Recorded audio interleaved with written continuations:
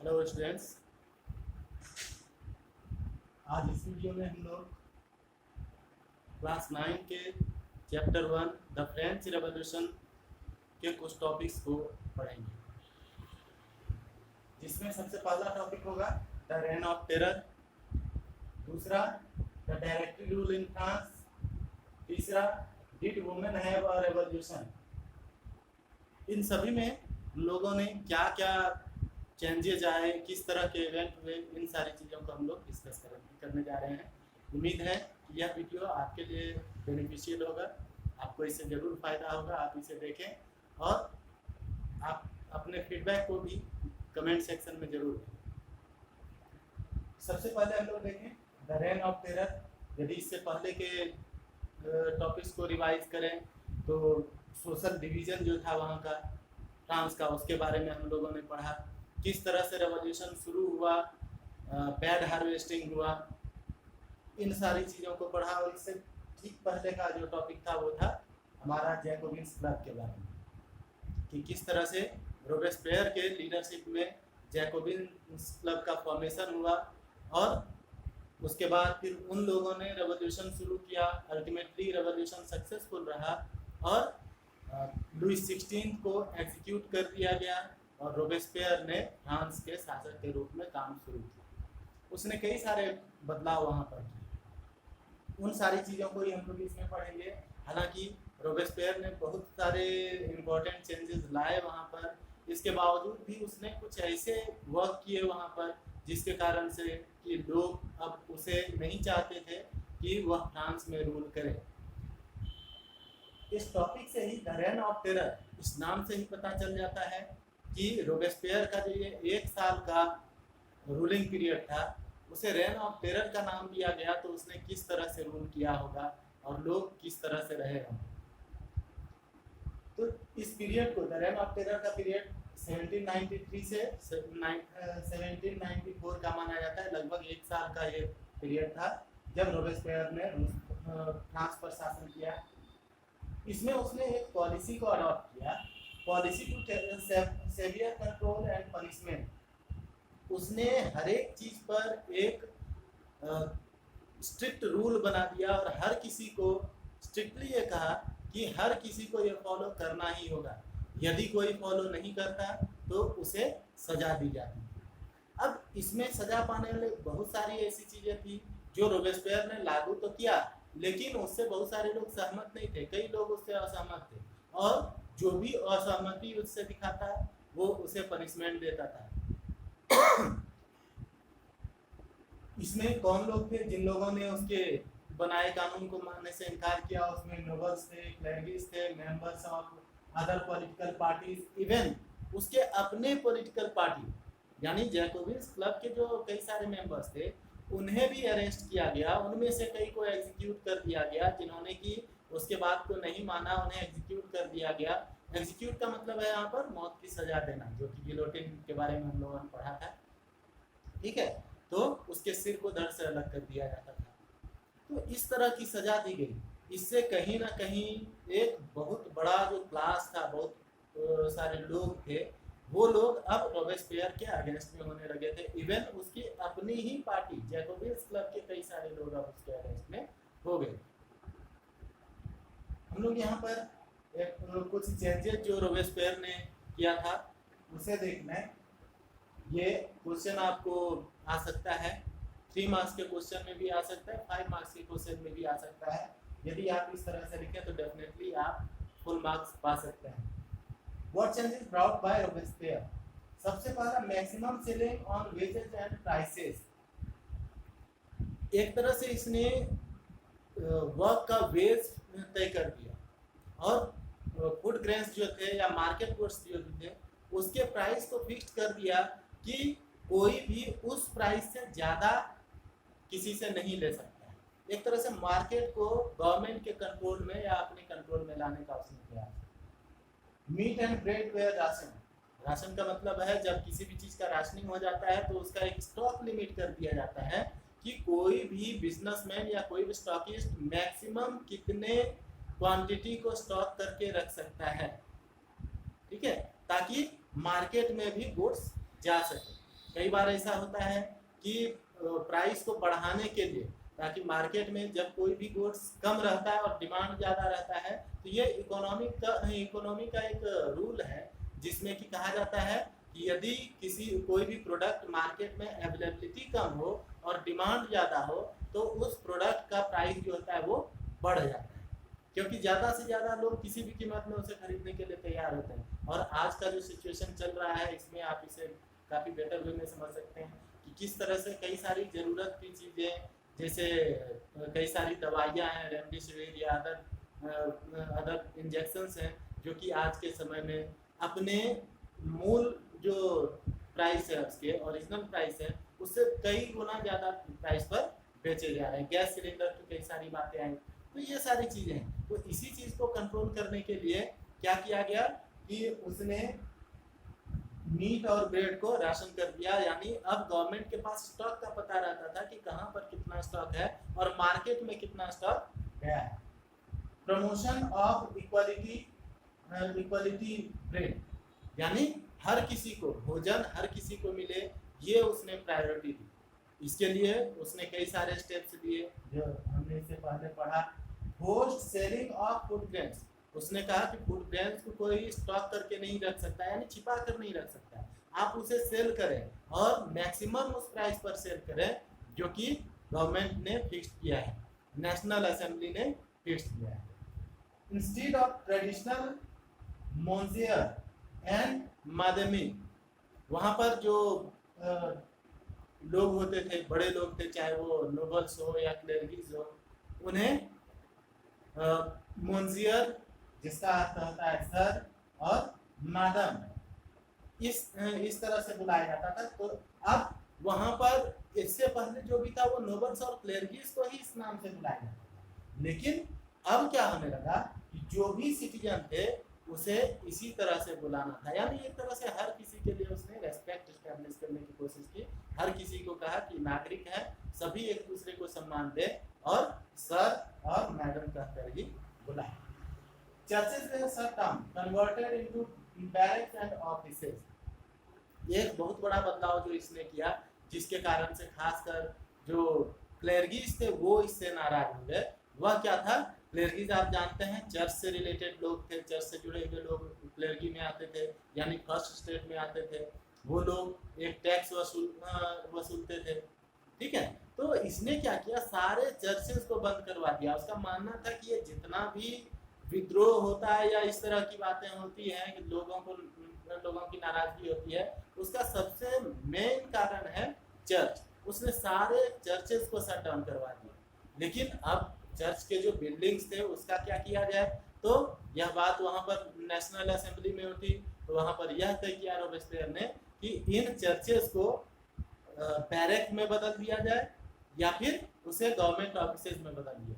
Barrack आप सभी जानते होंगे, बैरक वह जगह होता है जहाँ पर कि आर्मी को या पुलिस को रखा जाता है। पुलिस और आर्मी जहाँ पर रहते हैं उसे बैरक कहा जाता है। अल्टीमेटली इस तरह के कामों से रोबेस्पियर के अगेंस्ट में अब आवाज उठनी शुरू हो गई। क्लेरिगीज तो काफी नाराज थे ही, चर्च से जुड़े हुए लोग। नोबल्स पहले से ही इस तैयारी में थे कि किसी तरह से रोबेस्पियर को वहाँ से हटाया जाए। और जब जो थर्ड स्टेट के लोग थे उन लोगों ने देखा कि उन लोगों को कई सारे अधिकार नहीं मिले हैं, इक्वल राइट्स नहीं मिले हैं, वुमेन को यहाँ पर किसी भी तरह का अधिकार नहीं दिया गया जिन्होंने कि इतना स्ट्रगल किया था। तो ऐसे में उस सोसाइटी से भी, थर्ड स्टेट से भी बहुत सारे लोग अब रोबेस्पियर के रूल को और ज़्यादा दिनों तक एक्सेप्ट करने के लिए तैयार नहीं थे। अल्टीमेटली उसके अगेंस्ट में भी कॉन्स्पिरेसी होनी शुरू हो गई और तब फिर जाकर रोबेस्पियर के ऊपर कोर्ट में केस चलाया गया और इसे दोषी करार देकर कन्विक्ट कर दिया गया। अल्टीमेटली रोबेस्पियर ने दूसरों को सजा देने के लिए, चाहे वो जैकोबिन पार्टी के ऐसे लीडर्स हो जिन्होंने उनकी बात नहीं मानी वो हो, या क्लेरिगीज हो, नोबल्स हो, या कोई और हो, जिस चीज का यूज किया यानी गिलोटिन, बस वही सजा इसे भी दी गई। कन्विक्ट किया गया। जुलाई 1794 में रोबेस्पियर को भी गिलोटिन कर दिया गया। और इसके साथ ही रेन ऑफ टेरर जो एक पीरियड था 1793 to 1794 after conviction of Robespierre this era comes to an end. ठीक है, तो ये था आपका रेन ऑफ टेरर। यदि यह सवाल पूछता है कि what was reign of terror और write a short notes on reign of terror, तो आप इन चीजों को लिख सकते हैं। ठीक है, नेक्स्ट हम लोग फिर अब देख लें the directory rule in France. अब जब रोबेस्पियर का रूल खत्म हो गया तो जो वेल्दियर मिडिल क्लास थे, इससे पहले हम लोगों ने मिडिल क्लास के बारे में पढ़ा था कि कौन कौन लोग थे उसमें शामिल। ज़्यादातर जो बिजनेसमैन थे, ट्रेडर्स थे, मैन्युफैक्चरर्स थे, वो सभी मिडिल, उन्होंने एक अलग सोसाइटी फॉर्म की जिसे कि मिडिल क्लास कहा गया। ठीक है, अब उसमें भी जो रिच लोग थे, उसमें जो ज़्यादा पैसे वाले लोग थे, उन लोगों को यह अवसर मिल गया, यह मौका मिल गया कि वो पावर को अपहोल्ड कर सके, वो पावर को कंट्रोल कर सके। और यही हुआ भी जैकोबिन्स क्लब के, रोबेस्पियर के जाने के बाद जैकोबिन्स क्लब समाप्त हो गया, कोई भी उसे और आगे बढ़ाने वाला नहीं रह गया। और ऐसे में वेल्दियर मिडिल क्लास ने यह मौका देखते हुए पावर को एक्वायर्ड कर लिया, अपने हाथों में ले लिया। इसके बाद उन्होंने जो इससे पहले संविधान लागू किया गया था, 1791 का एक कॉन्स्टिट्यूशन तैयार हुआ था, वो हम लोगों ने पढ़ा था। उसमें कुछ बदलाव किए गए। उस नए कॉन्स्टिट्यूशन के अनुसार denied vote of non propertied section. इससे पहले क्या था कि जो प्रॉपर्टीड सेक्शन में भी एक स्पेसिफिक लोग थे, कौन, जो कम से कम 3 दिन के वेज के बराबर, लेबरर्स के 3 दिन के वेज के बराबर टैक्स पे करते थे, उन्हें वोटिंग राइट्स दिए गए। अब यहाँ पर एक चेंज आया कि वोटिंग राइट्स उन सभी पैसे वाले सभी को मिल गया, लेकिन जो नॉन प्रॉपर्टीड सेक्शन था उसके लिए फुल्ली रिजेक्ट कर दिया गया कि उन्हें किसी भी तरह की वोटिंग राइट्स नहीं दिए जाएंगे। तो कहीं ना कहीं ये middle class, wealthier middle class के रूल ने भी उसी चीज को की शुरुआत कर दी जिसके खिलाफ अभी तक लोग लड़ रहे थे। इन लोगों ने एक नई व्यवस्था वहां पर एस्टैब्लिश करने की कोशिश की। 5 लोगों का, 5 मेंबर्स का एक कमेटी बनाया गया। इस कमेटी को नाम दिया गया डायरेक्टरी। इसलिए इस टॉपिक को जब आप पढ़ेंगे तो डायरेक्टरी रूल कहा गया है, जो कि इस टॉपिक का नाम है the directory rule in France. ठीक है, तो उन्होंने नया संविधान बनाया, वहां पर लेजिस्लेटिव काउंसिल, जिसे कि अब डायरेक्टरी कहा जाता था, इसके लिए 5 मेंबर नियुक्त किया। यही 5 मेंबर इंपॉर्टेंट जो मेजर डिसीजंस होते थे उसे देते थे। लेकिन इसी के कारण, डायरेक्टरी फॉर्मेशन के कारण से ही कहीं ना कहीं इन लोगों ने, जब डायरेक्टरी रूल शुरू हुआ तो इनके बीच और लेजिस्लेटिव काउंसिल के बीच में कॉन्फ्लिक्ट होना शुरू हो गया। एक्चुअल रीजन क्या था? एक्चुअल रीजन था कि अब दोनों ही आपस में ये डिस्कस करने लगे कि एक्चुअल पावर किसके पास है। क्या लेजिस्लेटिव काउंसिल के पास ज्यादा पावर है, यानी कोई भी मेजर डिसीजन तब माना जाएगा जबकि लेजिस्लेटिव काउंसिल उसे एक्सेप्ट कर ले, या तब माना जाएगा जबकि डायरेक्टरी उसे एक्सेप्ट कर ले या पास कर ले। तो इस पावर को लेकर अब दोनों के बीच में कॉन्फ्लिक्ट होने लगी और धीरे धीरे स्थिति फिर से जिस तरह से इनस्टेबल पोजीशन इससे पहले के समय का था, वही स्थिति फिर से आने लगी। इस इनस्टेबिलिटी ने conflict between directory and legislative council after result in political instability which pod the way for the rise of Napoleon Bonaparte. इस सिचुएशन ने ही कहीं ना कहीं अब एक नए व्यक्ति को राइज करने का मौका दिया। धीरे धीरे फिर से सोसाइटी में इनस्टेबिलिटी आ गई थी, गवर्नमेंट इनस्टेबल हो गया था, उनके द्वारा लिए गए डिसीजंस को लोग मानने के लिए तैयार नहीं थे, फुल्ली एक्सेप्ट नहीं कर रहे थे। और इसी कंडीशन का फायदा उठाया नेपोलियन बोनापार्ट ने, और कुछ समय बाद डायरेक्टरी रूल को समाप्त कर दिया गया। नेपोलियन को इसमें वहाँ के खासकर तीनों स्टेट के जो लोग थे, चाहे नोबल्स हो, क्लेरिगीज हो या फिर थर्ड स्टेट के लोग हो, उसमें एक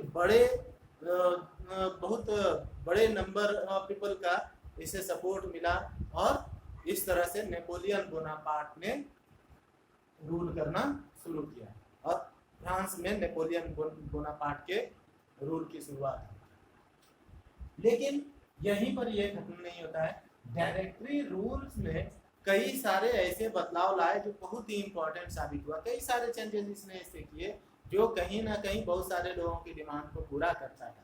लेकिन वही है, एक बड़ा सेक्शन चूंकि उस डिमांड से अलग रह जा रहा था, जिसके कारण से किसी भी समय, चाहे वो 1791 से पहले का समय हो या 1791 के बाद का समय हो, वहां पर हमेशा इंस्टेबिलिटी बनी रही। यहाँ पर अब बात आती है कि क्या वुमेन्स ने रेवोल्यूशन किया था? Yes, definitely. यह भी आपका इम्पोर्टेंट क्वेश्चन में है कि किस तरह से वुमेन ने वहां पर अपना पार्टिसिपेशन दिखाया। तो सबसे बड़ी बात है यहाँ पर देखिए, women as an active participant, their expectation, उनके भी एक्सपेक्टेशन थे, हर किसी का होता है कि उसे भी एक समान अधिकार मिले। हम इससे पहले सोच सी में पेज नंबर 11 में जो एनसीईआरटी बुक के है उसमें आपने देखा था, किस चीज के बारे में आपने पढ़ा था, declaration of right of man and citizen, यानी मैन और सिटीजन। वहां सिटीजन किसे माना गया? मैन को सिर्फ माना गया। इसके कारण से प्रॉब्लम वहां पर थी और इसके अगेंस्ट में उसी समय से लड़ाई शुरू हो गई, क्योंकि वुमेन भी चाहती थी कि उन्हें भी इक्वल राइट्स मिले लाइक मैन। तो उसकी शुरुआत उन्होंने की, वहां पर लगातार स्ट्रगल करते रहे।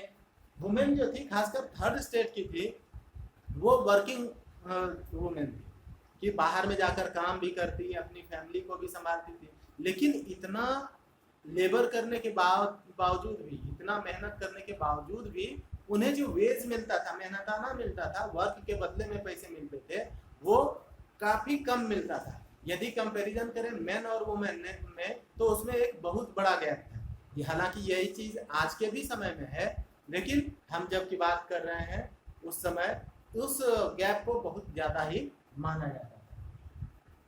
सबसे बड़ी बात कि इनके लिए एजुकेशन की कोई व्यवस्था नहीं, ठीक है। ये बहुत बड़ा डिमेरिट था एक तरह से, समझिए कि फ्रांस में वुमेन के एजुकेशन के लिए किसी भी तरह का इंतजाम नहीं किया गया था। आज आप देख रहे हैं कि चाहे वो कहीं की भी सरकार हो, चाहे वो हमारे देश की हो, अलग अलग राज्यों की हो या दूसरे देशों की हो, वहां पर वुमेन एजुकेशन पर सबसे ज्यादा फोकस कर रही है सरकार।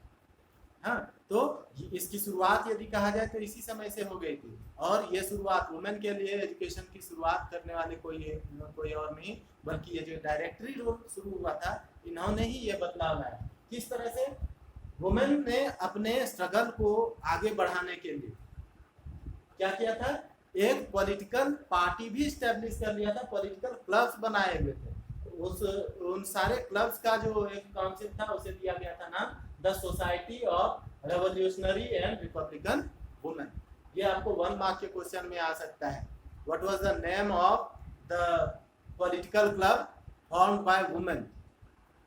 ठीक है, तो what was the name? The society of revolutionary and republican women, जो कि रेवोल्यूशन कर रही थी किस चीज के लिए? तो रिपब्लिक बनने के लिए। रिपब्लिक में हर कोई इक्वल होता है। Changes brought by the revolutionary government, बदलाव आए। क्या क्या बदलाव किया उन्होंने? तो creation of state school, compulsory schooling for girl. State school, जैसे राज्य के द्वारा अब स्कूल बनाए गए, यानी सरकारी स्कूल खोले गए। और सबसे बड़ी बात कि उसमें गर्ल्स के लिए कंपल्सरी एजुकेशन कर दिया गया। They could not be forced to Mary.